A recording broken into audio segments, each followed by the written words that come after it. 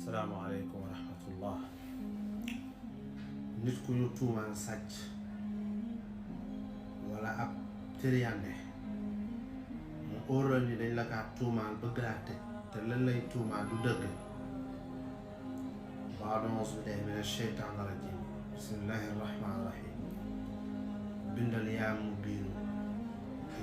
biinu 102 fois nga xooj ko ci dox bàyyi ba suba teel nga sango nga tàllal loxo yàlla sa borom mi nga xam ne mooy aji nangu ñaan bi man ko yow yàlla sama borom yàlla nang ma setal ci mbir mu sàngam ak nangam mi ñu may tudd te bokk ma ci du man laale ma ci yàlla nga leeral dëgg ci insha allah